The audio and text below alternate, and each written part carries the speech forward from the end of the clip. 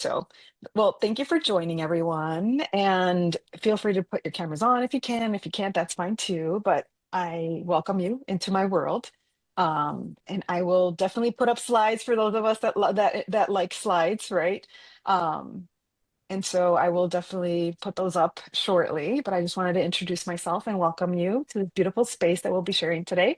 I'm so grateful for all of you joining from all over the place. If you want to put in the chat where you are joining us from, because I know I kind of talked and spoke about where you are joining from, that'll be great. I know we have the whole U.S. kind of joining in from coast to coast. So we have the West Coast, Central Coast, and probably East Coast as well.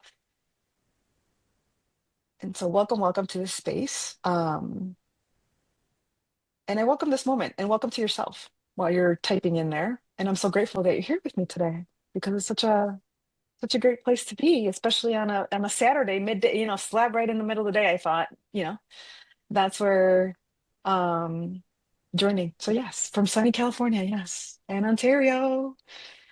Yes, Ontario here representing. Woo woo. So for those of you that don't know me, I'm Dora Praxedis, and if this is your first time in my world, I just want to say this clearly. You are not here by accident. This is something that you can take away for yourself, but then you can also share the wealth with others. And I will be posting the replay to this. And if you want to share it out, that's great too. For me, like everybody gets a little bit of the information here. I know some of you are in the practice of the financial services, other folks are from the social, kind of mental health services as well. And if you have anything else kind of to join in here, you could drop it in the chat if there's anything else that you want to kind of a background that you have. But definitely this is something for us to kind of come back to ourselves, come back to center, come back to what I've been kind of practicing myself for the past 9 years is how to stop surviving and start choosing yourself first. Because usually as women, we like to kind of nurture others. Even if you have kiddos, if you don't have kiddos, you're always kind of like at the forefront with everybody else, right? And making sure that they're okay. For those of you that don't know, I've actually been on the cancer journey myself. So back in at the end of August of 2025, it seems now I have to, catch myself because we're in 26 now. And I got diagnosed with breast cancer. And that's where I began my journey. If I didn't learn the lessons beforehand, this is where I was learning all new set of lessons of taking care of myself, going through the motions of receiving the love and support, being a daughter, being a wife, being all those things. But the roles got flipped. Instead of me being the giver, I was the one that's receiving. So for my kiddos, for my family, I know each and every one of you here that didn't know me prior, totally on my path here. Avid work. I love to work out, and I take care of myself. Been following everything to the T from the doctors, and I've been doing that for many years, trying to kind of understand myself, not only from a physical standpoint, from a mental standpoint. Have a therapist that I've been working for a year and a half, a nutritionist, also a year and a half. So in October 24, I set myself and my mission to I am going to be in the sickest shape ever. Did I really mean sickest shape though? Literally? I kind of manifested that part as well. It's like, that. And I often joke too that I wanted to be a millionaire. In last year, January of 2025, I thought, and I spoke it, and I even have signs on my wall, in my kind of vision board wall, I'm going to be a millionaire. And guess what happened? I am a millionaire, but in body work. Body work meaning all the things that I just mentioned, the psychologist, the medical providers, all the surgeries that I've had from at the end of August of 2025 till now. I'm over $1 million with my insurance company. I'm sure they love me. And I have a whole slew of doctors. Unfortunately, I was able to get double mastectomy, and then I got reconstruction. So it was a double mastectomy. They took both boobies out. And I often joke that I got a tummy tuck and a boob job using my own belly fat. So that's one way to do it. I honestly don't recommend that route though, because it wasn't by choice. So that's where we have to be careful on what we say to ourselves and how we manifest to ourselves, like the future that we want to hold. So just that's a little blurb of me. And welcome, Elizabeth. I see you on the call. And so you are not here by accident. So if there's anything that resonates with you today, take it. If there's something that does not resonate with you, you might not need it for yourself. I've learned over the years, I've kind of hoarded information. That's because I haven't needed it for myself, but it's for me to pass on to someone else that I might meet down the road. So that's just something as a tidbit. So yes, no hair. I usually have a wig, but I don't wear the wig. I probably wore it one day and I'm like, yeah, we're not doing this anymore. Here in Chicago, it's a windy city. Might fly away. So we're just better do it without. So some of my friends, my sisters, my family bought me, these, and then I sport them. If you follow me on Instagram at D, the letter D, and then my last name, Praxedis, you'll see like pictures of me and where I went through the whole shaving process and stuff like that. So I invite you there. But something that I just wanted to note here was something in you knew that you needed this today. So again, it might be for yourself, for someone else, for a loved one, someone you're witnessing kind of go through the struggles. Something in you had been craving a pause, maybe. And right now, for those of you that follow astrology, because one of the things that I've been delving into as well, that I'll incorporate some of this here, insights, it's a perfect timing right now with the Libra full moon that just happened, the beginning of April at night, April 1st. That's when we started experiencing there's collectively happening of shedding. We're really shedding, we're really purging the emotions, the works, the things that don't serve us any much longer. So through this weekend, I invite you to go through some practice of your own. I think one of them that I often share is like in the shower. I love to take a shower or bath and let when the water goes down the drain, it's like I'm letting everything go. Like that's a perfect one because we all bathe, I'm assuming, on a daily, or if not, just for hygiene purposes. That, or if you're brushing your teeth, like you can say a affirmation when you're looking at yourself in the mirror. If you have a mirror when you're brushing your teeth, you could say, something that suits you. And then down the drain, right? As well. It's like I'm letting all this negativity go. This is where, beginning of your day, end of your day. If you brush your teeth twice a day, that's a great practice to incorporate. Doing dual things, right? Atomic Habits from James Clear is a book that I love to read over and over again. And if you're not familiar with it, you can audible it, like listen to it. If you don't read, because I usually fall asleep 2 pages into anything. Or you can nowadays use Gemini, ChatGPT, whatever it is of your choice of AI, and you can just summarize it, give me the skinny of it, right? Kind of like back in the day, for those of you that remember Cliff Notes when you were in school. That's another recommendation of mine. So I know I'm jumping a lot at you really early into this, but I just wanted to kind of give you those tidbits. So something in you has been whispering, maybe even screaming at you, like, I can't keep doing this over and over again, just the survival, survival, survival. Um, again, 9 years ago, I hurt my back, and that's where it really set the tone for my life going forward. I'm an accountant during the day, and I'm an intuitive healer and life coach. I want to say five to nine, because my 9 to 5 is accountant, 5 to 9 in the morning. I work sometimes 5 to 9, and then at night I work 5 to 9. If I'm not busy with the kiddos or family stuff or working out, because that's where else you would find me, is at the gym. I love to do moon readings, full moon, new moon. I follow the astrology because it really gives a note and an energy of what it's like. Human design, I also know how to do that. And that's all the things that I delve into just because I was trying to figure out myself. And those are definitely tools that I incorporate in my work. I also have mentored with the shaman for the last 5 years, and I often, like, it's so funny. I'll think of him and then he'll call me or text me. So that's how we work.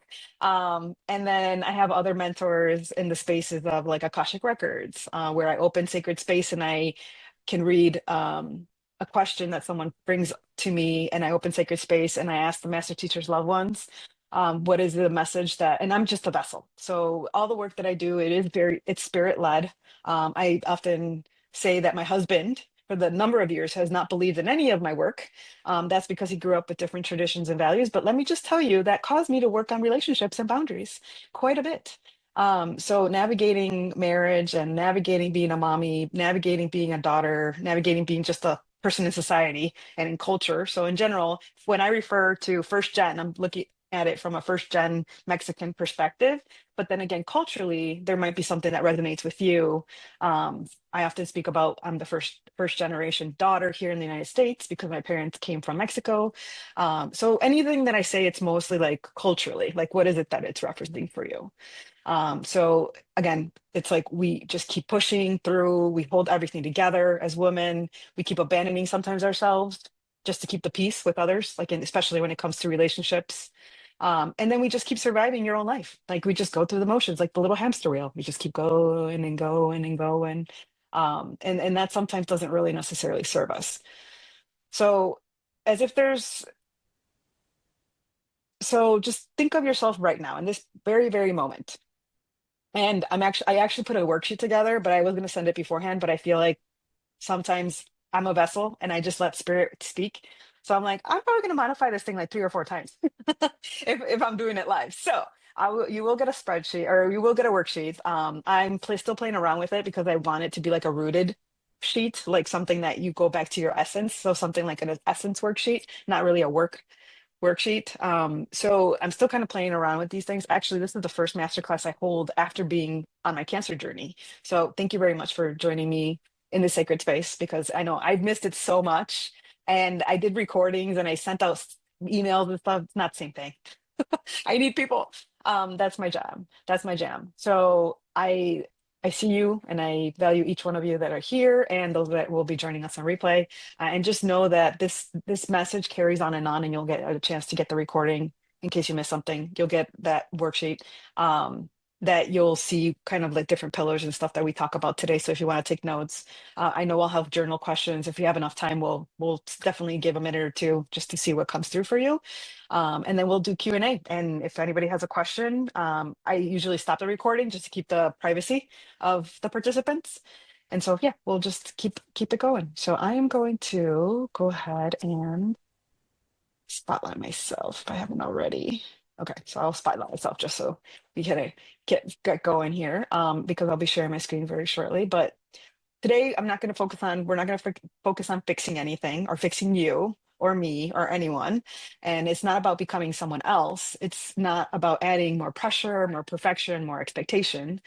Today is about remembering. So remembering yourself, remembering deep down inside, you're in there, like your full blown, no filter, unapologetically self is in there somewhere. And that's where you are beautiful inside and out. And again, it's how we remember who you are beneath all that survival mode that's been like entrenched over the years with experiences, with just various life circumstances, not your control, navigating all these waters. And again, I'm speaking firsthand.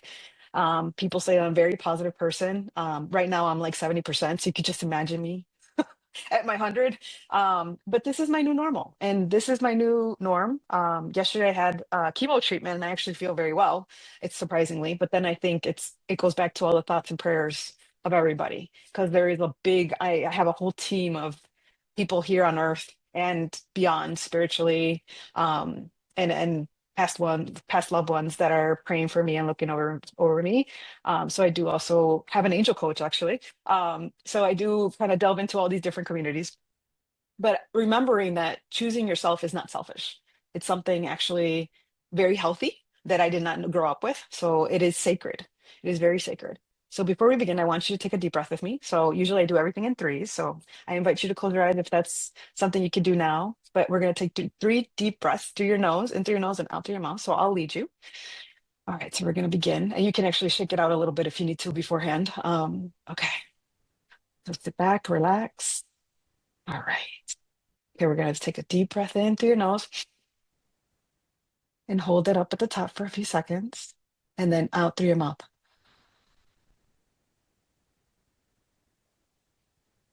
All right. And then again, we're going to inhale through your nose, hold it up at the top, and then we're going to release through your mouth. And because you're all on mute, when you inhale in and you're exhaling out, I want you to do like really let it out, okay? On this last one. All right, let's go. Inhale in. And we're actually going to hold it a little longer. You will be breathing, trust me. And then we're going to exhale and again, make that big noise. Whatever it is that needs to be let go. So let this moment be the moment you arrive. Not for me, not for anyone else, but just for you. Okay. And when you're ready to come back, you can open your eyes, wiggle your fingers, your toes. Hopefully that was a little refreshing and grounding. So that's an exercise you could do. It's called box breathing. And that's something I usually like to do in the bathroom because nobody's around. So it's sitting on the potty. That's the perfect one. When you have that privacy, you go ahead and do it. But a few quick things before we dive in today. So I invite you to grab a journal or a notebook or even a notes app on your phone if you're not too distracted with those, because this is not meant to be something you just listen to. And again, if time permits and allows, we have 90 minutes together. We're already 20 minutes in. My goodness. And this is meant to be something that you feel. And just notice what you notice, and something definitely you can reflect on, something you allow to move through. And today we're going to talk about, and here I'm going to go ahead and share my slides here. Let me see if I find the screen. I'm going to go ahead and share. Okay. Alrighty, and I am going to, there's a whole lot of everything here. Okay. And I am going to move over here, what I have. And we'll do a slideshow. Let's see if I got it. Okay, cool. All right. So we're going to be talking about, so today's the Raíz reset. So Raíz is in Spanish, that's root. So the root reset. And that's something I've coined because I am also a host of the Mijita podcast, which I do talk about all the various things that I talked about: intuitive healing, ancestral healing. I dive into human design, astrology. I usually drop episodes. For those of you that have followed me or have seen my, recently I started back up the readings. And so I'll those seem to be sticking, and I've actually been so enlightened with all the various things that are going on with everybody's lives and how aligned it is with what they're going through, that I'll probably keep those going. And I actually developed something because of that that I'll talk about later today, um, in our session together. But today we're going to talk about what survival mode actually looks like. But I wanted to just, and you kind of saw this in my image that I put out there. I did use ChatGPT, and someone told me yes, like sometimes it works, sometimes it doesn't work when it comes to pictures, but I'm still playing around with it. It's kind of fun. But today we're going to cover a little bit of self, the love, compassion, wellness, the relationships. And these are the pillars that I usually coach on with my clients and what I talk about in the podcast. I do talk a little bit of money and how money goes back to worth, safety, and stability. Spirit and how to follow. So spirit, God, source, universe. Those words are all used interchangeably for me in my world, and how to hone into that intuition and trust, because we do all have intuition and we do have that trust. But again, it's like a muscle that you flex after working out, multiple sessions. It's not something one session and you're done. I wish it was like that. Usually it's sore like about 3 weeks, 2 or 3 weeks, depending on how intense you do it. But yes, in this 90-minute experience, you'll understand why you're stuck in survival mode and how to choose yourself again. So we'll definitely be talking about those things today. So as I was getting into what I was saying here is what we're talking about today. So what survival mode actually looks like, and then why so many women, especially like women culturally, just women and women of color, get stuck there in that survival mode. Because it's day to day. Like we don't notice it, and we don't notice like we're growing. We don't notice if we don't have a point of reference. Usually what I tell my clients is you want to look at it from a year ago. How were you in this area, or how did this lesson come about for you? Especially when you're surviving. A year ago, how did that compare to now? And that's kind of your stake in milestone a year ago. If you compare yourself to yesterday or 2 or 3 weeks ago, you're gonna get frustrated because not much is going to change probably in such a short period of time. It could, but a real kind of marker would be a year ago. So we're also going to cover how self-abandonment gets disguised as being responsible, strong, and dependable, and what it really means to choose yourself. And especially, we'll get into the first steps to begin shifting out of that survival mode and into a more guided, honest, and to connect into a way of living versus just like, again, that hamster wheel that we keep going through. Um, and if you have any questions, definitely drop them in the chat, and I'll get into those. And okay, so by the end of this masterclass, my intention is that you walk away with more clarity, more compassion for yourself, and a deeper understanding of what your next step needs to be. And that could be different for everyone because we all have a different, someone might be more focused on relationships, someone might be more focused on the money.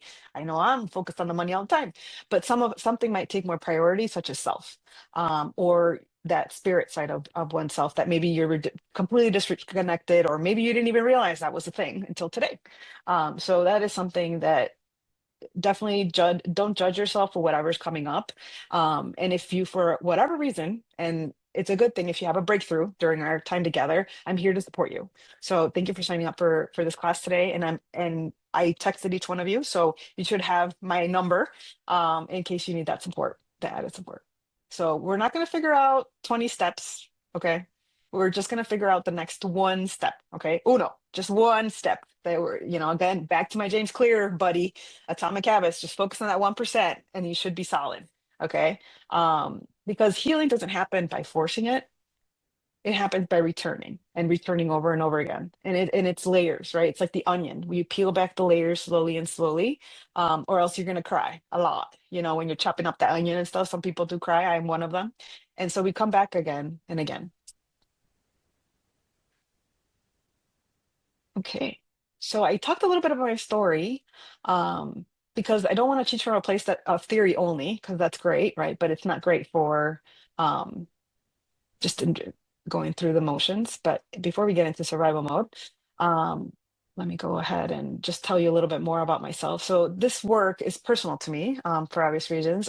Just to reiterate, I'm first generation Mexican woman, that was born and raised in the Chicago suburbs. So my parents came. My mom actually came when she was 7 months pregnant. So this close, I would have been born in Mexico, and my life would have been completely different. Especially how, I'm not going to get into politics here, but my life could have been very different compared to the rest of my culture that's here. And I know what it feels like to grow up carrying responsibilities because I was actually the first one born.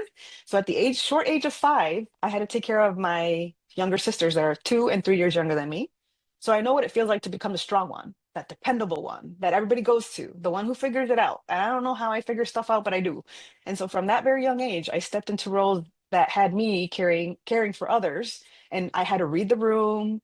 I was tending to emotions, holding things together, staying quiet. I often got told from my parents or from older folks that just be quiet. Okay, don't here. I skipped too many slides. Okay, there you go. And so for a very long time, I thought that's just how I was. I was supposed to just shut up and just keep going, right? Just go through the motions. And so that, in a way, it served me because I became strong and I knew I became capable of doing many, many things, especially hard things. I became selfless, and I was always there. So even if I didn't want to be there, I was always there. I was always equal to. But underneath all of that was a version of me who had learned to disconnect from herself in order to survive. Growing up, we never talked about emotions, like in my household. So I don't know how it was with you, but if you were sad, it's like, suck it up, buttercup. Like my parents didn't use that language. It was more of like, cállate, like shut up and just go do what I'm telling you. And then for me, my emotional response has always been crying. And I learned that this was my coping mechanism when I got married, because when my husband and I would get in a fight, I would just go sobbing, to the point where it's like, when the boogers are going and like everything's just, that's how I would get. And my nervous system would just be so out of control. I know that now, but I didn't know that at the moment. And especially as being a little kid, 5, 6, 7, up to the 7 years of age, like you are a sponge, and that is everything that is shaping you. So from 5 to 7, and even into adolescence, I was like the mommy. My mom and dad worked 2 jobs each. They were never home. So even if they were home, they were considered absent parents because they weren't there emotionally. They were there physically. My mom would cook and clean and all the things, but everything else was more important than sitting down with the kid and actually having a conversation. And so for me, I didn't know those things until I got into adulthood. And then I had my own daughter at 16. At the short age of 16, I had her in high school, my junior year. And my life was no longer myself. I had to take care of another person. And so I pretty much never stopped being a mother since the age of 5, because I'm still a mom. And my daughter now is 22. I'm 39.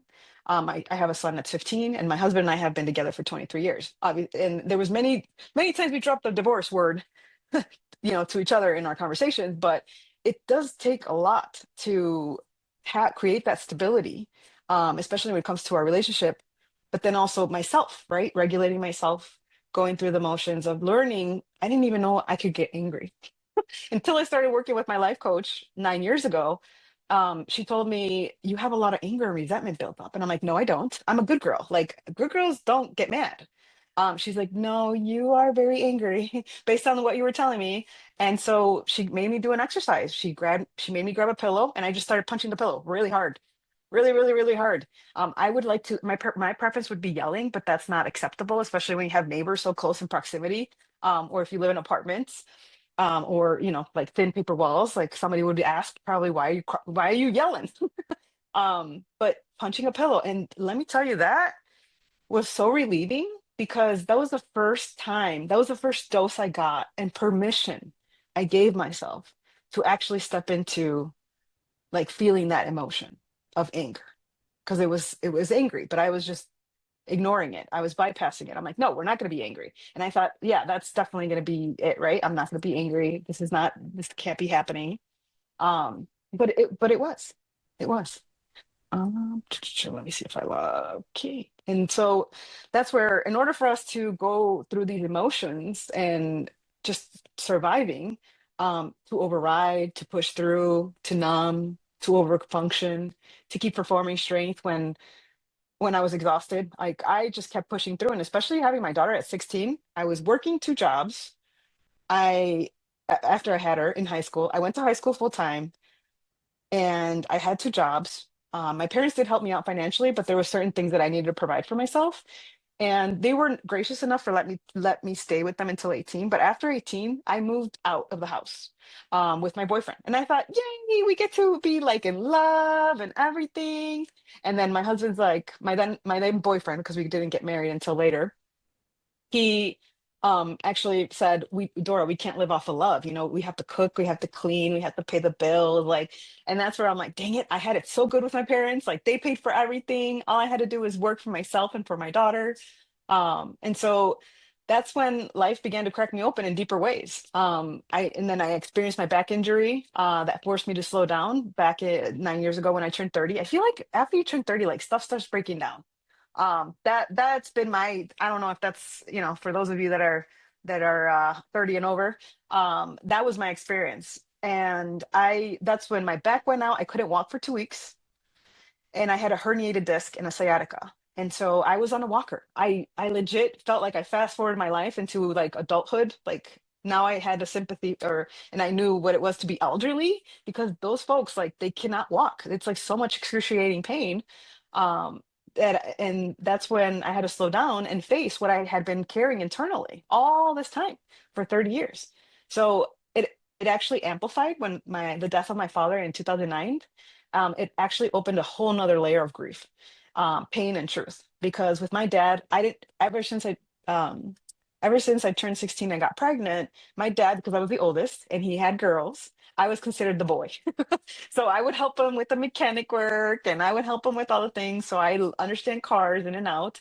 And that's where I lost my dad in a way. I grieved my dad that I knew, because I became his enemy, right? Because I did all the wrong things. I created so much disappointment in him. And that's where, my dad just became, in a way, in a sense, my enemy. Well, I was his, more so. And so we severed the relationship quite a bit. And it took many, many, many years, until like 2009, when my mom and dad, when I got married, my mom and dad, 3 weeks after our wedding, they split. So my mom left my dad, she separated, and she came to live with us. And she was with us for about 12 years. And it was just a whole different dynamic. My mom became my daughter, in a way, like my adolescent. Like, she didn't understand many things. And so I became the caretaker to my mom. So the roles definitely in that relationship flipped. And I wouldn't necessarily tell her anything. Like, I wouldn't reprimand her or anything, because she's an adult, right? She should know better, right? You would think your parents know better. But there was a lot of things she didn't know, because my dad would do everything for her. And so there was a lot of things that she started learning in adulting. at her age, in her late 40s into 50s. She was adulting finally, where she would work and work really hard, and she got minimum wage and everything. And then all of a sudden, she started realizing later in life that, oh my, I can go and get another job. I don't have to stay 25 years in my job getting 10 cent increments of increase of pay. Like I can actually go get another job and actually get closer to like $20 an hour, that type of thing. Perks. They treat me like a actual person with dignity. And so those are the things that my mom, she didn't know until she started shopping around for another job after close to 25 years. Ironically, my mom and dad were shy of 3 months before they were married for 25 years that my mom separated. And that's one thing I didn't realize, that my mom, she really didn't love my dad. She married him because that was the best thing and the best option at the moment. But that's her kind of ticket out. My grandma actually had twins at 45. And so the twins right now, my grandma just turned 91 actually this past Sunday, and the twins are now 46. So my mom became their mom because she's 12 years older than them. So it's like the cycle just keeps going. This teen pregnancy, because my mom had me at 19. So it like continues on, right? So these generational wounds, traumas, cycles, they keep going and going and going until one is a cycle breaker. And so my daughter's now 22, and that's one thing she was like, please, I don't want to be pregnant. I don't want to be an adolescent. So she's right now 22. So she kind of like skid right back by it. But nowadays, this generation has very different very different views on and norms on how to live life. And that's where my husband and I learned through our kids, through our 22-year-old and 15-year-old. So I wasn't really truly living from my essence. I was living from conditioning, from trauma responses, from ancestral patterns, from guilt, from obligation, from fear of disappointing people. And my healing journey became about learning how to come home to myself. And I didn't even know what that was until I started working with like a life coach, my therapist, and going through all those motions, because there's a lot going and happening there. And I was operating from a fear of disappointing people because of my dad. And that's one of the biggest wounds that I had, was my dad. And I still to this day find myself like, there's certain things that I do because I want to please my dad, even though my dad passed in 2019. So that's like a never ending for me on this healing journey, because yes, I do grieve him in different ways. And we do grieve our loved ones, even if they are alive, right? Because if we have a severed relationship, that also counts as grieving.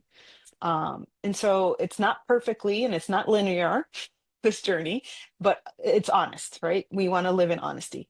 So through inner child work and emotional healing, boundaries, nervous system work, astrology, human design, Akashic insights, Akashic records, and ancestral practices, which I incorporate because my grandma and my mom used to do, are limpias, which is energy cleansings. So I know how to energy cleanse with an egg and read the egg on who's sending you that negative energy. So it's kind of cool things, because other traditions and other cultures don't necessarily use the egg. There's like coffee bean reading. There's like other various ways that people do readings as well. And those were passed down again through my lineage from my grandma and my mom. And I just began to understand this. So you can look like you have it all together and still be deeply disconnected from yourself. And that's one thing that my husband says, oh, people, you want to go on Instagram and people say they're perfect and everything. And it's like, well, yes, some of them do, but some of them just don't have their things together. So you can be loving and giving and wise and still be abandoning your own needs. And you can be functioning. I mean, it's not like sometimes we do go into depression and fall into these spirals of negativity, negative emotions, and you can still be surviving, and know that, I know that I'm not the only one, that there's way more people out there that have these cycles going through. So let's go ahead, and I want to ask you something. So, and I want you to answer this honestly, even if it's only in your heart. Okay, so everybody's on mute, you don't have to answer this out loud if you don't want to. But where in your life are you surviving instead of living? And I want you to, if you feel comfortable enough, you can drop a word in the chat, or if not, just keep it to yourself again in your heart.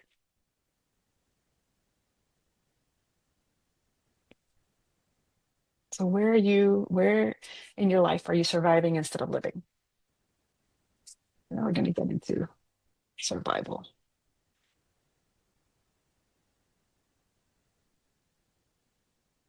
Okay. And then Next question. Where are you getting through the day, but not actually feeling present in your own life?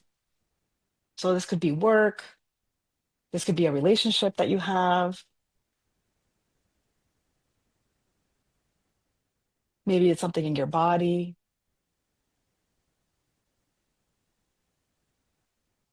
Maybe it's numbness, like maybe like me, you're not you can't give your or you don't give your permission to feel something like anger or um sometimes anxiety now, stress. Like, is there something in your life?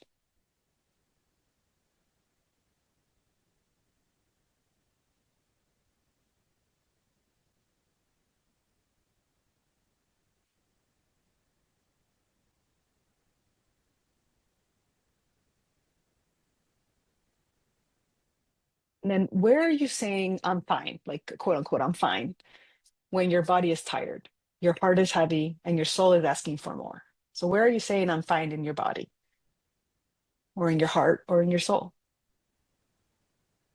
And you're just kind of like, that's called bypassing, which I'm very good at. I love to work hard, as Rihanna would say, work. Or I like to busy myself with like, oh, I have to take the kids, or I have to do dinner, and I have to do this, and I have to like on my laundry list of things to do just to bypass whatever emotions I am going through.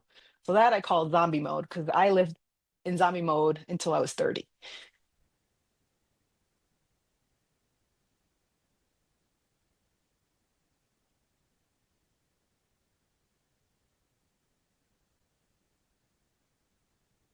All right. And then we'll move on to the next one. Where are you staying small?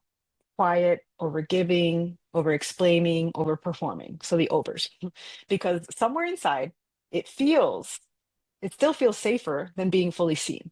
So sometimes we play small. It's like the light, right? We don't want to shine too bright. And it could have been something that someone said to you once, but where are you staying small, quiet, over giving, over explaining, or over performing?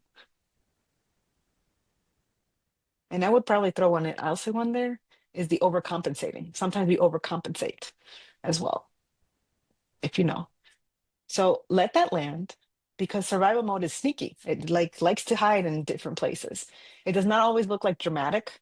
It sometimes it looks like being high functioning or being the strong one, or sometimes it looks like being productive, responsible, and put together. Like you're putting on a facade, right? But inside you are depleted. Inside you are resentful, or inside you are disconnected, and inside you are no are longing for relief somehow, like you want this to pop somehow but you don't know how. And sometimes it's like I attribute it to like the volcano effect. The volcano, like you get the volcano and then you get stuff keeps building and all of a sudden what just one thing breaks the camel back and boom, everything comes out, right? And sometimes for me it normally is at home because I especially now recently, going through all these like changes in my body with the chemo. I used to be a very patient person. Like I could tolerate a lot of things, like high stress, high functioning, high everything. But recently, my kids have actually gotten the short end of the stick on this one. So there's a lot of tough conversations that I've had recently with them for good reasons. I think they were long overdue, which is like, for example, my husband is very big in cleaning. And if the kids are not holding up their fair share on their chores, I'm usually the passive one. And I'm the one that's like, hey, it's okay. You know, it's just a dish or, oh, it's okay. You know, it'll get cleaned on the weekend. But if it's like clearly like a little dirty, it's like, what, you know, just go get the thing, get the mop, get the thing, get the, you know, there's so many gadgets we have. They're so cool. Just get one. And so it's this gentle reminder. But to my husband's to his defense, that's where my husband's more of like, but they should know better. They should know how to do it. Like I shouldn't remind them. They should actually be on it. So definitely going through those motions, right? So here I'm reading the chat here. So definitely your body moving into, yeah, the wallet. So Kathy on the call is money doctor. So she is all into the finances. So anything money wise, that's what she does. So probably in your work, a little bit then, Kathy, you have done a lot of work on loving yourself, honoring your needs first, quit freeing, still holding back at expressing yourself more, playing small with the story that what you say doesn't affect or help others. And yeah, that's definitely something that we have.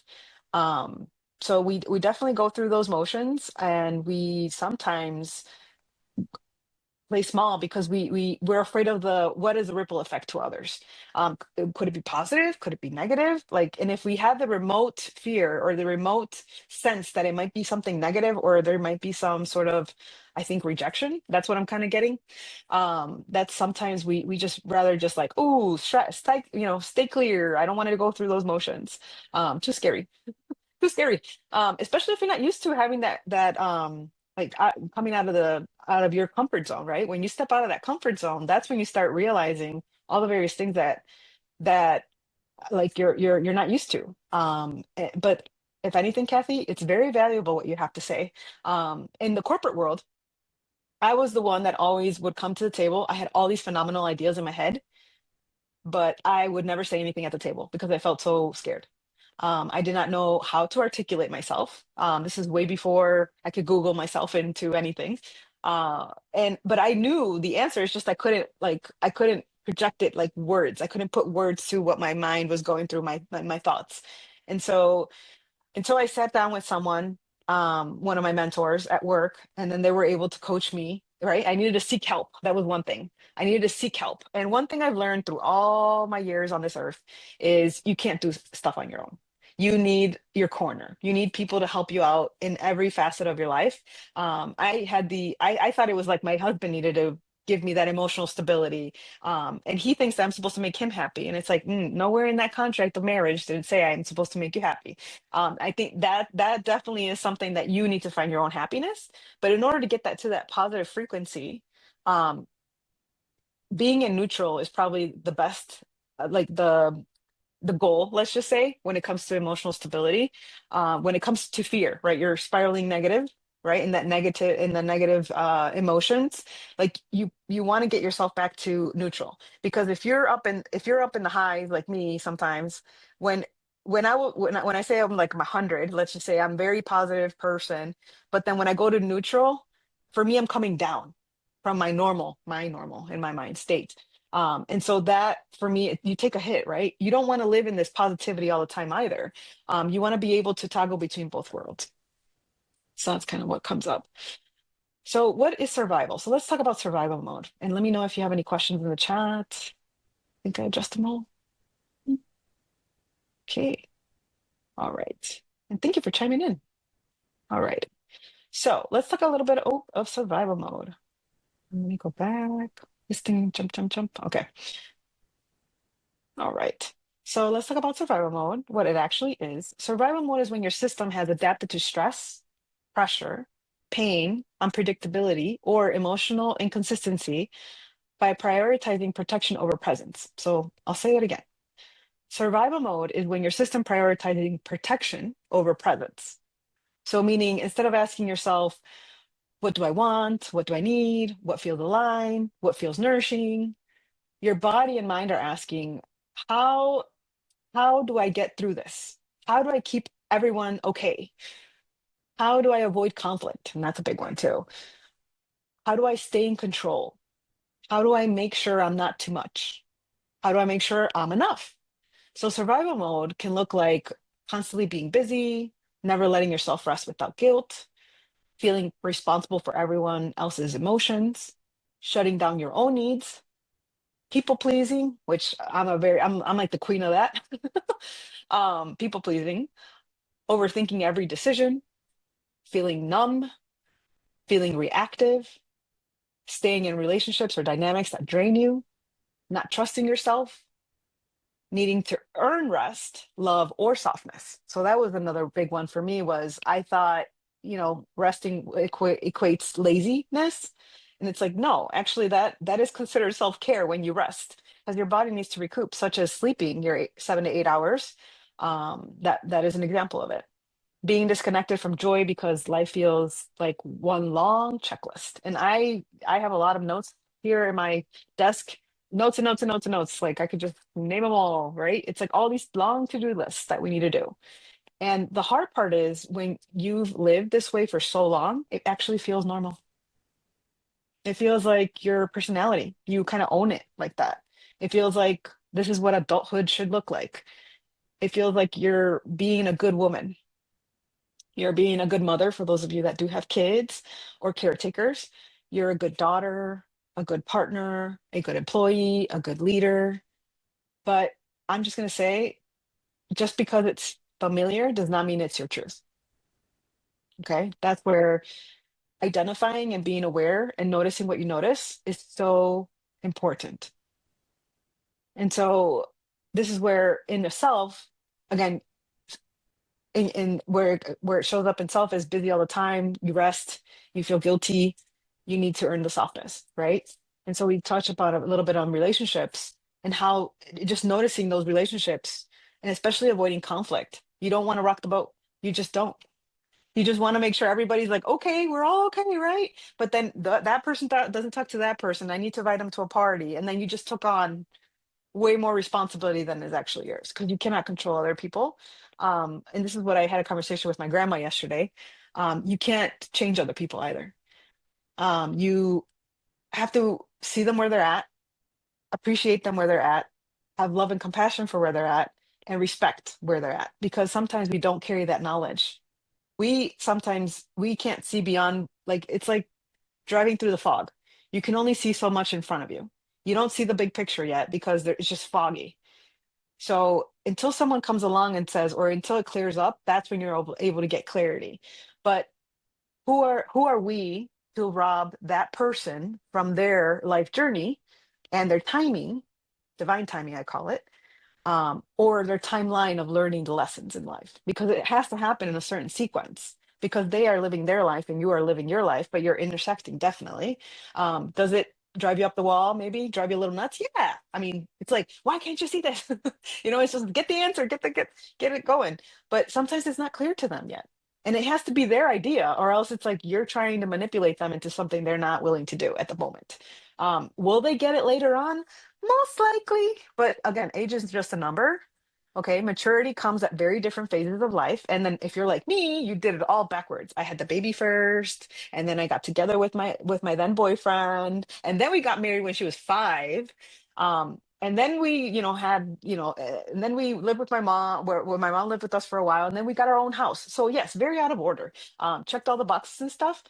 But again, happiness comes to you in the moment, in the present moment, but you need to look for those things. And that's where having the gratitude of like, at least we are able to one, see each other, right? Because once someone passes, it's like you don't have that opportunity anymore. So, and especially going through this situation of cancer, it really made me realize the life and how what are the priorities.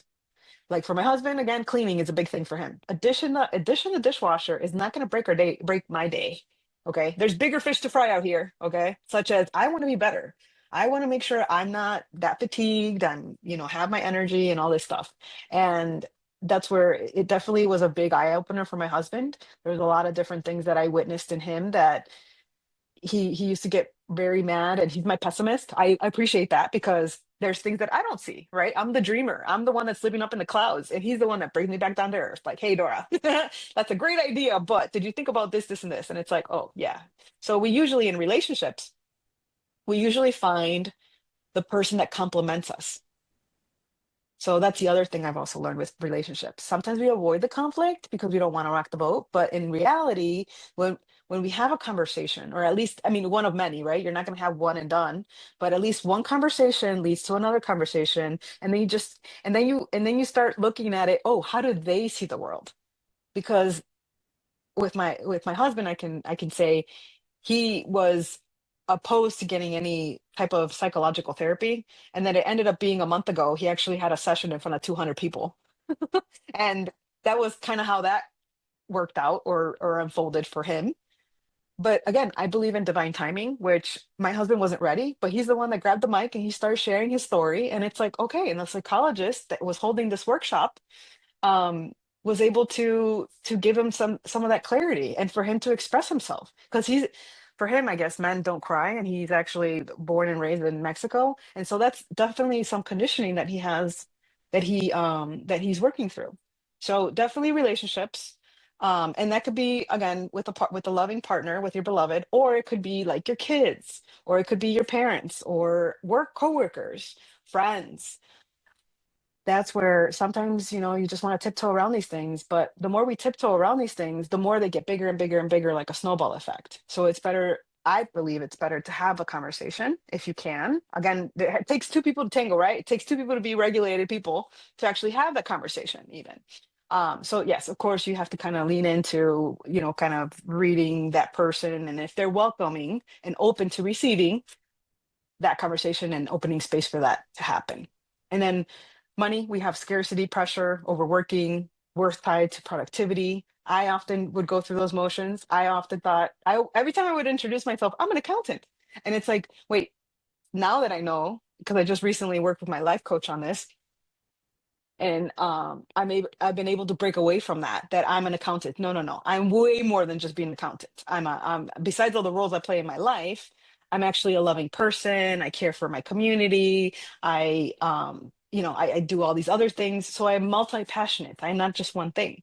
And oftentimes we just box ourselves in, where in reality we are so many different things. And one thing in my human design is, I don't know all the things that all the virtues that I carry. Let's just put it that way.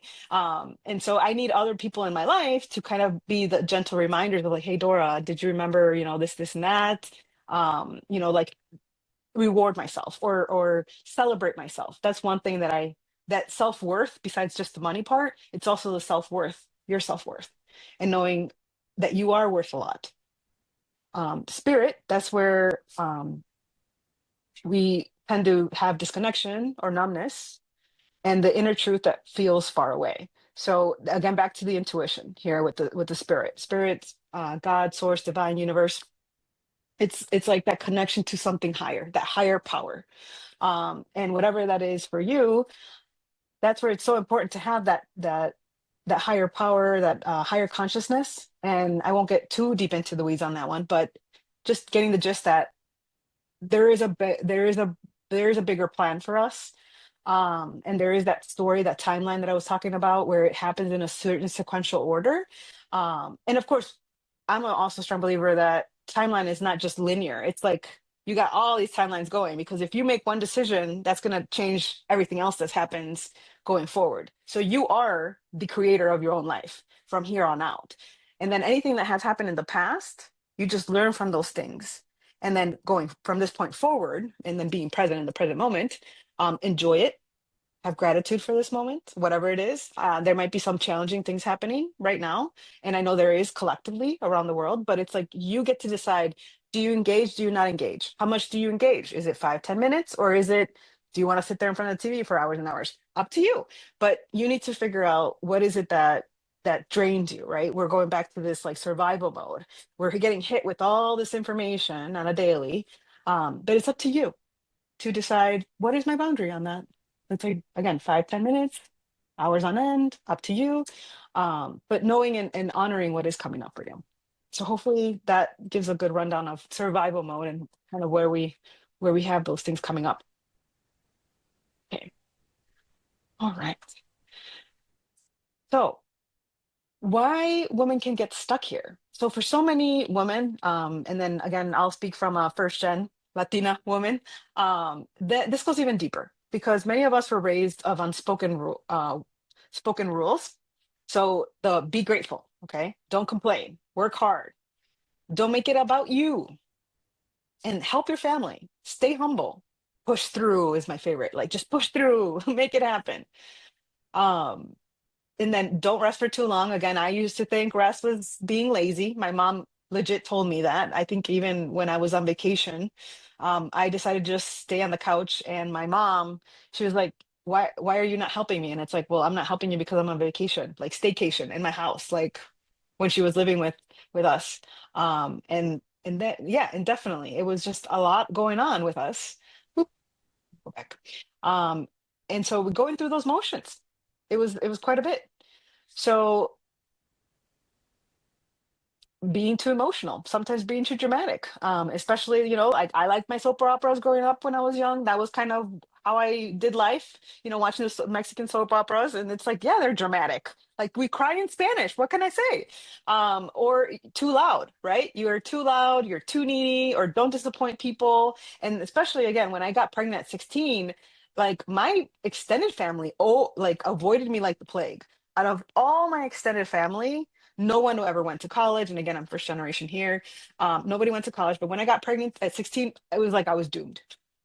Like Dora's aspirations are never going to come true. My parents told me just graduate high school, good enough, and then move on.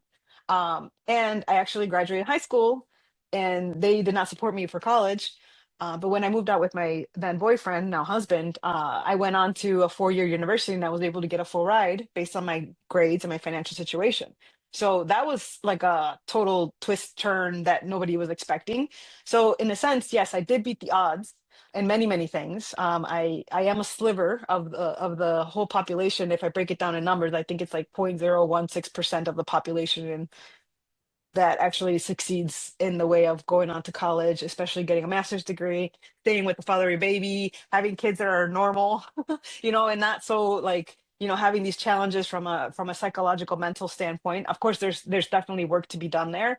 But yeah, but why do we get stuck? It's like, and we listen to all those things, like don't do all those things, and I honor where that came from because they were trying to protect me. I know my parents were meant well and they were very hardworking people, but I honor the survival of my parents. I honor their sacrifices. I honor the resilience. I honor the love that was present even if it did not always come through in the way that we needed. But honoring our roots does not mean repeating every pattern. That's definitely one thing that I've learned. Sometimes the deepest way we honor our lineage is by no longer abandoning ourselves. And again, this definitely can go back to your culture, your personal culture as a woman, and what your previous generations have done. And by saying to yourself, like, it stops here. The over giving stops here. The silence no longer is accepted. The self erasure stops here. The belief that I have to suffer to be worthy stops here. Like that shouldn't even be in a sentence together. Like suffering and worthy. Mm-mm. So that is the sacred work. That is the ancestral work. That is not betrayal. That, my ladies, is transformation. That's where the transformation happens. So let me know if you have any questions or thoughts. Oh yeah. Always being told that you were dramatic. Oh yeah. That too emotional, too sensitive. Yeah, and that's where when you're being told as a kid, you're like, it's just a comment, but sometimes it really, really, really impacts you. Like I have, like usually in our culture, we call like when someone's a little fluffy, a little overweight when you're a kid, and you call them fat. In Spanish, it's gordo. My mom had a habit of calling one of my siblings that all the time, and she really embraced that. Like that, she really thought that was part of her identity, being overweight, and so that was a struggle for her, and for me too in a way, because it actually, like, I would yo-yo back and forth with food, and my mom taught me, or she, I don't know, in your household, it's like you eat every single bite, you make sure you eat all the food because there's so many kids out there that don't have food, and that was how we grew up, was you need to eat everything on your plate. And I didn't serve myself. My mom would just serve myself like two spoonfuls of something. And it's like, I don't, you had to eat it. And so those are the things, that's like, where do you say no, right? It's like, where do you stop? And we often joke that when we go over to my mom's house, she asks us, no joke, like 20 times, do you want more? Do you want seconds? Do you want more? Do you want to make another one? And it's like 20 times, like over and over and over again. But that's how she shows love in her way. That's how she shows, like, one, you liked it. You liked what she cooked. That was the acceptance. And then two, it's like, do you want more? Right? Like, I want to feed you. I want to make sure you're fine. And I think that's just a motherly thing. I've learned with my kids now, because it's like when they're done, they're done. Like they get to serve themselves with buffet style. If you didn't like it, it's too bad. Just, serve yourself a little bit. Don't serve yourself so much. Okay. So let's talk about, and I want you to have a little reflection here before we move on. Yeah, I'll go back a little bit. Okay. So I want you to pause here and give you a moment to reflect. Okay. So this is where you grab your journal, and in your journal, I want you to write down this. How do I know when I'm in survival mode? And and if it helps, you can finish the sentence. When I'm when I'm surviving, and then I'm just going to read off some things, and maybe something might trigger for you. like something that might hone in and resonate with you. Maybe you numb out or you get snappy. You isolate. Oh, this is a good one. You overwork. I'm notorious for that. I can pull 16-hour days when I need to, numb myself. Maybe you scroll, and that could be Instagram, the news, social media, the works. Maybe you say yes when you mean to say no. Maybe you stop creating something. You just block yourself. Maybe you stop praying if that's a practice that you hold. Maybe you stop listening to your body. It's like, oh yeah, that hurts, this hurts, who cares? And that's how I ended up in the hospital with not being able to walk for 2 weeks. It was I ignored my back issue for like 3 weeks, and then it blew. It didn't like it anymore. Or maybe you become who everyone else needs you to be. Like instead of honoring yourself, you kind of I call it the chameleon effect. You become the chameleon, like the person, whatever it is that the person's like shining on you, you just like go with it. Just to keep the peace, right? Just like, okay, let's just do this little dance here. You dance to the little dance with them, but you really are not enjoying the dance at all. So again, take a minute there, and then um we'll move on to the next one.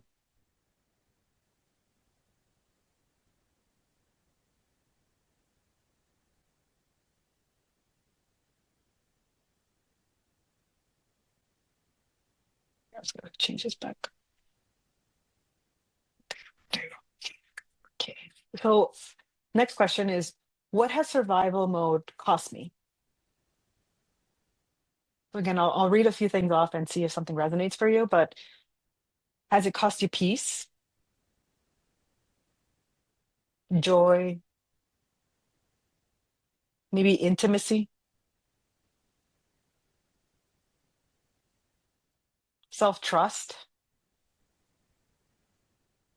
Again, back to the creativity. Maybe it has cost you creativity. Like because you're in survival mode, you can't think more beyond that. You can't create things. Could it be pleasure?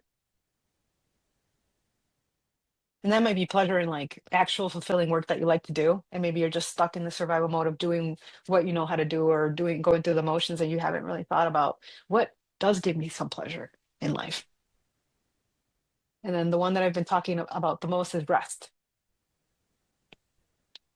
And then your voice. Maybe with that survival mode, your voice, you're not able to articulate things. You get a knot in your throat and you want to cry, or you get very emotional. You can't, you can't get the words out, right? And it's just a big knot, it feels like. Because that used to happen to me actually when I was younger, when my when I would get sick at school and I had to call my dad. This is how, like, even I didn't necessarily have fear of my dad. It's just that I knew every time I called him that I was sick at school, it was because it would be an inconvenience for him because he had to leave work, even though he worked like 10 minutes away, like 5 minutes away, not even. But when I would call him, pick up the phone from the nurse's office, I would cry. I would just start crying. I couldn't even get the words out because the nurse, I grew up in a predominantly white neighborhood in white school system that nobody spoke Spanish. So I was the one to make the phone call to my dad that I'm sick, come pick me up. And oftentimes he wasn't even the one that picked me up. He would send somebody else because he was so busy at work because we had to make the money. So let yourself be honest here with those answers. And again, notice what you notice. There's no fixing today. It's just being aware of what's going on. It's not to shame yourself, it's to see yourself because awareness is where that shift begins. Okay, let's go on. All right, let's talk about and name something that sits underneath survival for so many of us, and that is self-abandonment. And self-abandonment is where you leave yourself to maintain connection, approval, safety, or control. So you just totally abandon yourself for those things. And it's when you betray what you feel in order to keep things smooth. It's when um, you're tired, but you keep saying yes. It's when you know something hurt you, but you minimize it. Like kind of like the browsers, right? You just minimize it. Like, oh, yep, don't exist. Not out of sight, out of mind, right? It's when you know you need support, but you convince yourself not to ask. It's when you know something is no longer aligned, but you stay because leaving feels too uncomfortable. It's when you shape shift. And again, back to the chameleon effect, right? So much that for other people, that you can no longer hear your own voice clearly. And that is important because self-abandonment is often learned. It doesn't mean something is wrong with you. It just means that at some point, again, in this lifeline, your system learned that it was safer to disconnect from yourself than to risk rejection, conflict, shame, or disappointment. Let's see. Yeah, the chameleon effect. Okay. And then I'm seeing the chat here with stop overeating. Yep. And then an expert on self-abandonment to the point where you actually feel like you actually leave your body. Yeah, it's an actual response, body response. So when you notice self-abandonment, and I don't want your first response to be judgment when we're going through this, right? The self-abandonment, again, it's all awareness. I want your first response to be compassion to yourself. Just be compassionate where you're at, see yourself where you're at. And of course, that part of you learned to survive that way. And of course you did. Like, why wouldn't we have it another way? She was just trying to protect you. And again, this is kind of like when we get into the inner child work. And again, I'm not a therapist, I'm not a licensed therapist, but this is where I do some of that work with my clients. But you are allowed to give her a new experience now. And this is where, like, oftentimes when I've worked with my coaches and that we go back to, like, I have a baby picture or a picture of myself when I was like 3, 4, 5, or younger self. And it's like having that relationship. When we talk relationships, I'm also talking about relationship with your younger self. A relationship with your younger self, for me, often at times it's at 16 when I made the decision to become pregnant, like because it was a choice of being sexually active. And so these are lifelong decisions that stick with you for the rest of your life, right? I can't just say, oh, I did have a choice, but I decided to parent. Um, and so just going through that connection with your inner child, um, and having that conversation of like, and seeing where she's validated. So I'll go back to my example when I would call my dad that I was sick, right? I go back to that child of mine that happened when I was 7. And I remember my dad picking me up once and then he would bring me home. And then he would, on the way home though, he would buy me McDonald's because, who doesn't like McDonald's? So my meal was a Big Mac meal with the fries. So that's what I learned. So when I feel sick or when I feel overwhelmed, like any of those things, like my go-to is I crave McDonald's. Not because I like the food and I enjoy it. It's more of like nostalgia that was my dad's way of taking care of me was again food is buying the McDonald's. Or if I would wait for my dad in the middle of the night when he was off from his shift, his night shift, and if I waited for him, he always told me, I'll bring you a Snicker bar. And so I crave Snickers not because of the Snicker bar itself and it tastes good. It's more of it reminds me of the time that I waited up for my dad. And that's why I crave the Snicker bar, is because it reminds me of that nostalgic moment that I actually like waited for him. So these are all kind of examples that might manifest themselves later on in life. And it's like that's when you start putting one and one together, right? It's like, oh wow. It's not like I actually like those things. And I know, they're sugary and they're, everything in the fat and blah, blah, blah. They're not necessarily healthy for you, but it's more of that feeling, that emotion that you're craving most of the time. So let's move on here. So what does it actually mean to choose yourself? So then, because I think sometimes we hear that phrase and it sounds cute, but also vague, right? It's like a lot of things that can happen there. How do you choose yourself? So choosing yourself is not just bubble baths and candles. I wish it was just that. Um, but though I do love a good candle, and then I'll share this with y'all. And I think it's a little hot here. Oh, but I usually love my candle, this lavender rose, and I actually lit it up before our meeting today. It's lavender fabuloso, which is a mood of Saturday morning to clean the house. It says in Spanish, and it's coconut soil oil. So yeah, supporting my people of color here. But yes, tradition and culture, right? It's like whatever floats your boat. If that's a candle, if that's what you like, go for it. Um, but choosing yourself is truth. Choosing yourself means I stop when my body says enough. I stop negotiating with my own needs because you want to be very clear on what you need. and how you can be supported. How do you feel supported? And that's something that you can sit with yourself. I honor what I feel. I tell the truth about what hurts. I let myself want what I want. I stop making my exhaustion my identity. I stop centering everyone else's comfort over my peace. I allow rest without needing to earn it. And again, back to that whole laziness, right? Of resting. It's not, it doesn't equate itself. It's actually two different things. And I set boundaries even when guilt shows up. I trust that my needs matter too. So choosing yourself might look like saying no, asking for support, leaving something misaligned that doesn't really jive with you. It might be speaking up, resting, pausing before reacting, creating space before automatically saying yes, right? You can always say to someone, you know what, let me get back to you. Or let me check the calendar, or let me check with so and so, right? Feeling your emotions instead of bypassing them.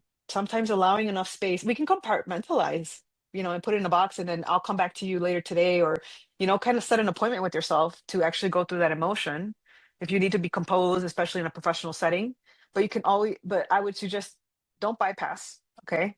Instead of doing the bypassing, like feel that emotion. Usually emotions take about 90 seconds to kind of fizzle through. But then again, also know where you're at, right? Mentally. Because if you're like part of that volcano effect, right? It's like all this stuff is building up and all of a sudden, boom, like this one thing, one emotion, if you feel it, then it's gonna just like open the floodgates to everything. You need to be careful on that too. Okay.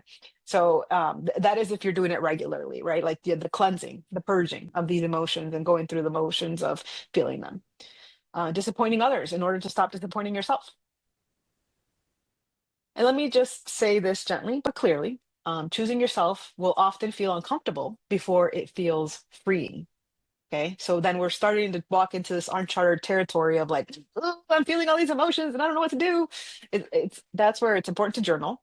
And if you want, you could sit down and just free write what's going on there. Because oftentimes our conscious says one thing or see the reality one way, but the subconscious is the one that's kind of running the show sometimes. And we don't necessarily know all those things until we start kind of like unpacking it a little more. And that's where I would, if you're having trouble unpacking it yourself, that's where I would definitely point you to a professional, a therapist or a counselor, or someone that can help you navigate those waters and hold your hand and go through the motions and emotional regulation and things. That's where I would point you to. Because if you're used to self-abandonment, self-honoring can feel so wrong at first, because it's kind of like you abandon the ship every time, and it's like, oh nope, we're not doing that today.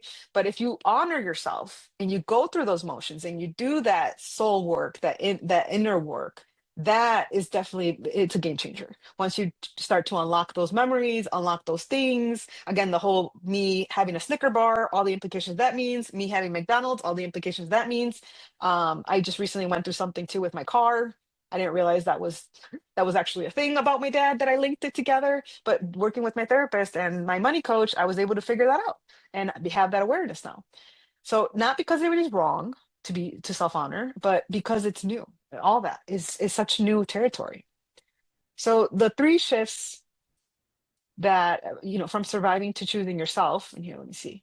I want to walk you through these with you, that begin with this process. And I had this slide up for a little bit so you guys can get acclimated, maybe read through it a little bit, but it's not perfection, but overnight, and it's not overnight transformation either. It's just the beginning. So first shift here is awareness before action. You cannot change what you keep bypassing. Before you make bold moves, you need honesty. So what am I feeling? What am I tolerating? What am I pretending not to know? Where am I overextending? Where am I exhausted? What am I craving? And it could be food, or it could be something like, what are you craving? And awareness is sacred because it interrupts that autopilot. So you kind of like, I love to say like the snow globe effect, the snow globe, then you just shake it up and it's like, keep going. Well, eventually stuff will settle. Okay.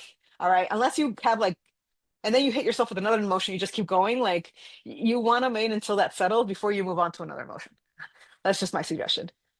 So number two is regulation before reaction. So a lot of us try to make life changes while our nervous systems are overwhelmed, like in that snow globe effect. It's like everything's spinning. And when your system is dysregulated, everything feels urgent, heavy, extreme. I know stress. Like always thought I was a procrastinator because I perform well under pressure. Well, yeah, that's addicting. So sometimes choosing yourself starts with something so simple, like the breath. Like what we practiced at the beginning of our time together was that box breathing, the breathing in, holding it at the top, breathing out, and then usually do it 3 times. You can take a pause. You can also put a hand on your heart and just, kind of soothe yourself, rub your chest. That's very soothing as well. And it gives this your nervous system like, okay, we're safe. We're safe. I often do that at the gym when I'm gonna go on the treadmill. And it's like when I'm going and it's like, okay, we can do this. We can do this. We're not gonna die. It's like we're pushing ourselves a little. Also you could do bare feet on the floor. I usually prefer bare, but sometimes the floor is cold and kind of dirty. But yeah, feet on the floor, turning the phone off. So the notifications of this. On Tuesday, I actually went to the hospital because I had chest pain, going back to the chest here. And I was hooked up to all these things, the key EKG and all that. They were monitoring me just in case. And every time I would see my phone, that heart rate would go up and the thing would start beeping like beep, beep, beep, beep, beep. And it's like, oh my gosh, like it took me 2 hours to try to figure out what that beeping was. It was every time I got my phone. And awareness took me 2 hours. Um, the other thing to try would be stepping outside, drinking water. That's something very crucial. You don't want to be dehydrated. Crying instead of suppressing. So that's my go-to. Praying instead of spiraling. So instead of in praying in the way of like, if you do practice that, and if not, it's like letting it go, trusting that universe, God, source, divine actually has you and has your back, and everything's happening for you, not to you. It's all conspiring for you. You do not need to force clarity because the clarity is going to come. Again, the fog's going to dissipate, once that level is unlocked. It's like I always talk to my therapist and I tell her I feel like I'm Mario Bros, like in that Mario Game Boy, whatever. It's like you're playing the level, playing the level, playing the level, and you're not getting on the little pole and going down the pole, right? No, it's like something happens and boop, you die, and then you have to do it over again and over again and over again. And then finally, when you get to the next level, it's like, oh, cool, like we got there, right? So you can't force that to happen. You're gonna have to go through the motions a little bit, and actually making mistakes and failure is not actually failing. It's actually you're learning. And just take it as that learning. It's learning. So you're just ready for that next time next opportunity comes around. You're gonna be ready.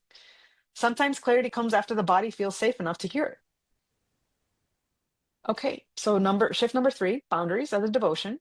So boundaries are not punishment; they are devotion. They are how they are how you say my energy matters, my body matters, my peace matters, my time matters, and my healing matters. A boundary is not you being difficult. It is you no longer participating in your own depletion. Okay, that's where you're like, I'm unsubscribing from that. I am holding my boundary. From other people's business. Sometimes, it's like, okay, cool, unsubscribe. You know how we do it in our emails up at the top, some of them have unsubscribe. That's what we can do in life as well. Is going through the motions and unsubscribing to other people's business or other people's things or other things such as like events, news, blah blah blah. The list goes on that you can unsubscribe. Okay. Before we get to this, I'm gonna go ahead and do a let's talk about guilt for a second when it comes to this. So because there is where so many people get stuck, right? Is the guilt. You start resting and if you feel guilty, and I've been saying that all along. You start setting boundaries and you feel guilty. You start asking for more and you feel guilty. I know when I asked for help, like I felt guilty because it's like I was so used to doing everything myself. But after surgery, it's like I couldn't even wipe my butt. Like my husband and my friend and my everybody needed to watch me naked and like I couldn't even wipe my own butt. So they had to wipe my butt. No joke. And asking for those things, it's very humbling, very, very humbling. So you start and you stop over giving and you feel guilty. But why? Why does this happen? Because somewhere along the way, you were taught that your worth lives in what you do for others. That's how you measure yourself. Like my mom, she measures herself by food, food, food, right? How much she can produce. How much food can she produce? That's how she measures herself.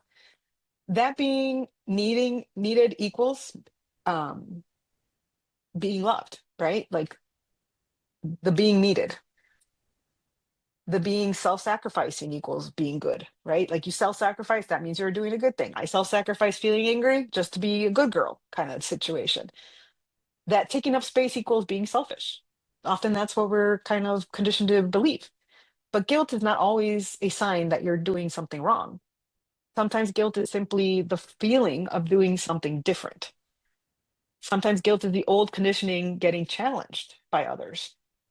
And sometimes guilt is what rises when you stop overfunctioning in systems that benefited from your silence. So if guilt shows up, don't let it make the decision. Okay. That's where it's like, okay, time out, pause if you feel guilty, because there's more to it, right? It's like you want to just start walking through that and get a little curious on why that is. And again, if you need help in any of these practices, any of these things, and you are spiraling out of control like the snow globe effect and you can't make it stop, that's where I would suggest you seek mental help, because mental professional help, because that is definitely something that you want to follow a thread, but you also want to make sure that you feel safe in your body, in your mind, in your spirit, in your money, in every area of your life, wellness. But don't let that truth let truth make the decision for you, right? Honor where you're at and what do you need to feel supported. And again, support is the key thing. It could be calling a friend just to, bounce some ideas off here. It could be a partner if you feel safe. It could be, depending on your relationships, but you definitely want to keep people in your corner that are going to support you. All right, so let me see if I have these next. Okay, then we went through some of these. Mhm. Okay. So let's go through an embodiment exercise. And I want you to, I'm going to guide you through this with a quick practice. So you can choose to close your eyes if you can. And when you close your eyes, I want you to take a deep breath in through your nose and out through your mouth. And I want you to place one hand on your heart and one hand on your belly if you can. Now quietly ask yourself, where have I been abandoning myself? And don't force an answer, just notice what comes up.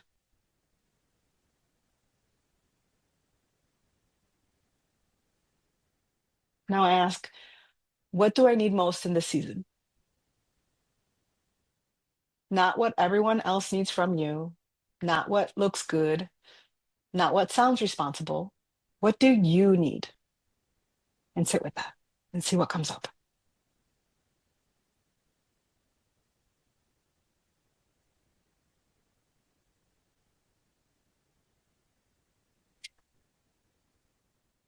And and now with this one, what would choosing myself look like this week?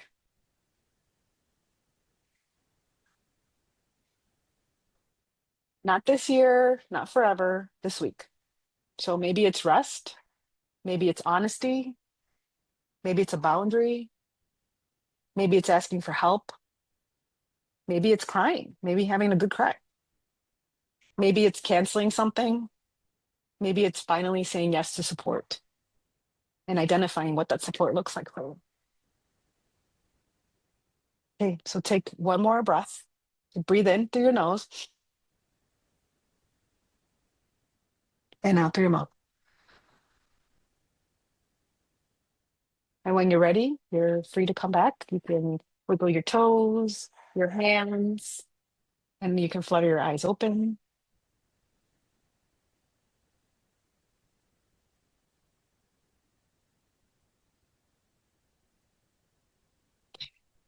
And then shimmy, shimmy. I like to shimmy, shimmy. Back to my Zumba days. If you want to shimmy, shimmy, shake it out. Your hands if you want. All right. Okay. So I want you to know something, that when you begin to stop surviving and start choosing yourself, it changes everything. Okay. When you put yourself first, because if you fill yourself up, and in order to do that, you first have to identify what it is, right? Where am I surviving? And then again, with these prompts, and you'll definitely get a worksheet when I email afterwards. But what has survival cost you? What do I need most in the season? What would choosing myself look like this week? These questions that we walk through all these, and again, you can go back to the replay if you need help on any of this. And then I'm here to support you as well. You know where to find me. Um,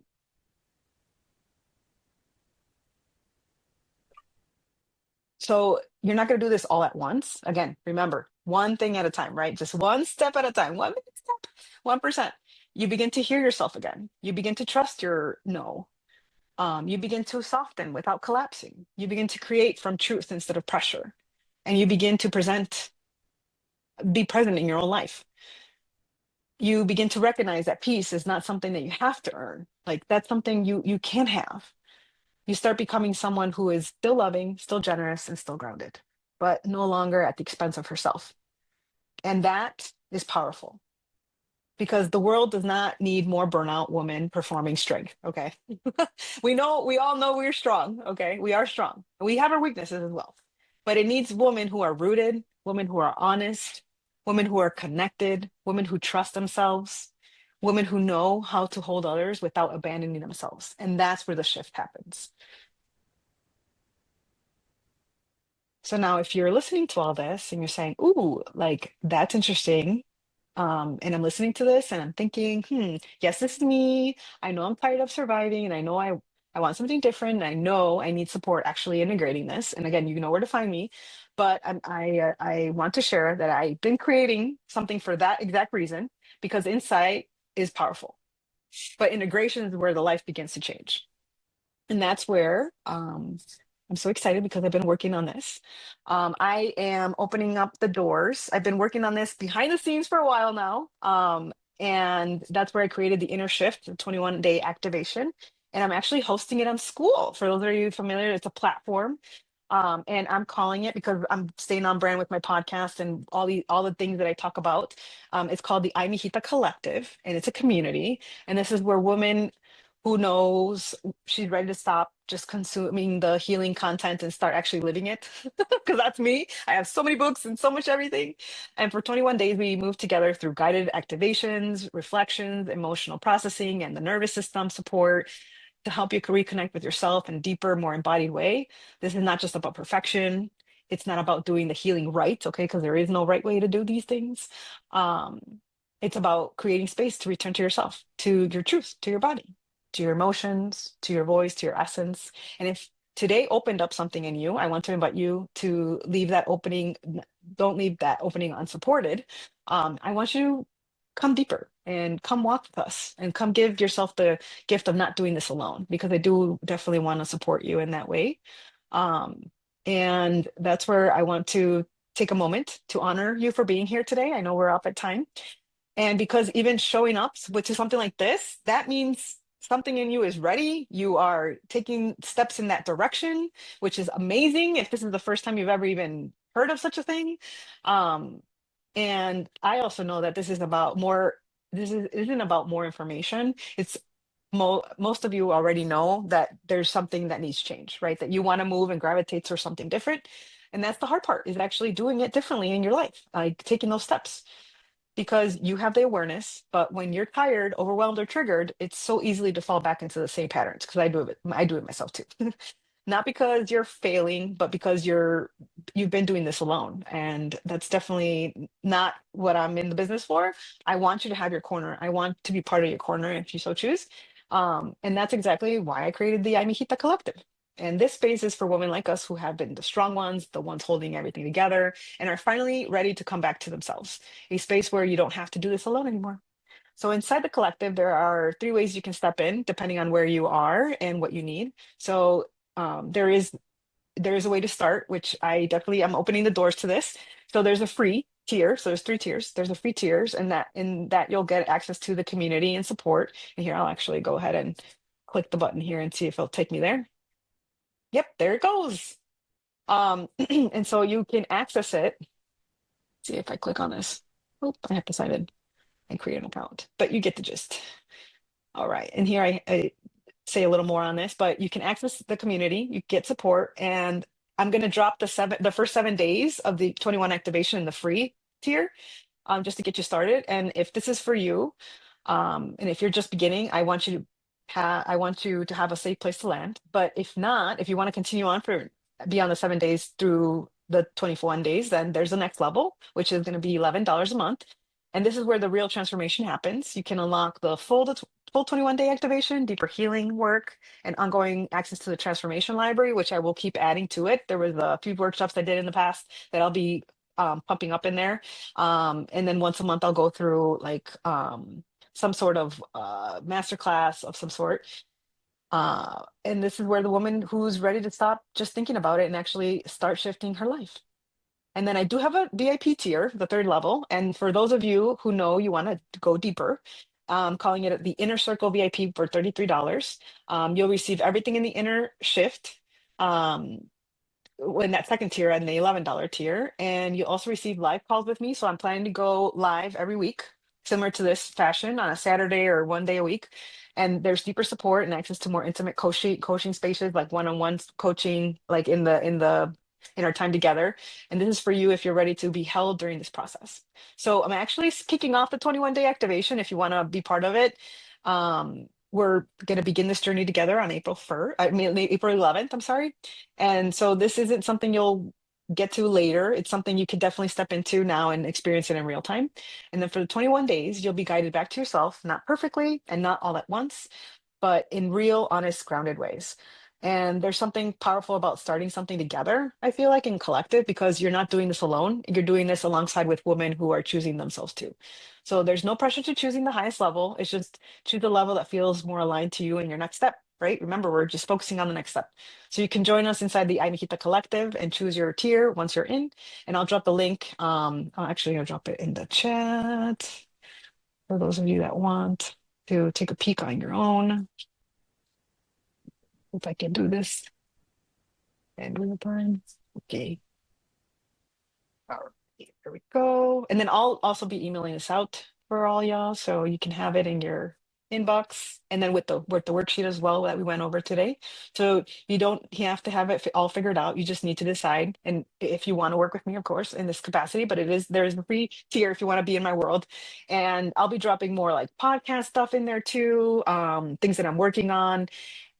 And if you're ready to stop abandoning yourself, this would be one step to it. And if it's a yes, join us on April 11th and I'll walk with you. So I want to close by saying this. Let me see if I can go. Okay. Do I have more pages? No. Okay. So I want to close by saying this. You don't have to wait until you break down to begin choosing yourself. You do not have to wait until you're less tired, more certain, more healed, more organized, more anything, more, you are allowed to begin right now. Like from this point forward, I'm going to be, and then you fill in the blank. Messy, you could be tender, honest, human, especially with all the AI stuff coming on. You are allowed to choose yourself even if your voice shakes or if you have that knot in your throat, even if guilt rises, even if you're still learning, even if no one's around you fully understands it yet, because your life is not meant to be one long act of endurance. You're not born to only to carry, okay? All these things that you've been carrying, you were not born only to cope with whatever life throws at you. You were not born to only survive. You were born to live, okay? And that's where I'm talking from this perspective of mine of like going through cancer and all that. It's definitely, you don't want a situation like this to happen in order for you to take consciousness of like, oh, this is important for me and these are my priorities. You want to feel and you want to heal whatever it is that you have as a challenge, like if it's that in your body, spirit, mind, soul, and you want to be, and you want to claim your essence. And that's one thing I teach and preach all the time is reclaim that essence of yours, right? So that's where that begins with a choice. And we ultimately have that choice. So one small sacred choice at a time. Okay, so if this resonated with you, here's what I want you to do next. So you can join me inside of the Mijita Collective and step inside that 21-day activation that starts April 11th. And do not let this be another moment where you feel inspired and then go back to carrying everything else alone, right? And we could definitely talk if that is something that you revert back to. And, and if you want, you could definitely use me as a resource. And let this be the moment you decide something gets to change now, like from this point forward. And you get to be supported now. And come join us. And I would love to walk with you. So thank you so much for being here today with me, with your openness, your tenderness, for holding you, your presence, and your willingness to look at yourself honestly with these prompts and these questions and this everything. I'm going to open up space now for questions, reflections, or anything that came up for you while listening. And if you're feeling emotional, and if you're feeling cracked open, if you're feeling seen, that's okay. Just honor what is coming up for you, have that awareness, and that means something definitely moved. And I honor that, and I see you for that. So thank you so much for joining today. I'm going to stop share. I'm going to go full screen here. Okay. Oh, thank you so much. Yes. Thank you. Thank you. Thank you. Yes. And I'll just leave it open here. Let me know if anybody wants to hop up. I'm going to go ahead and just stop the record here. Thanks.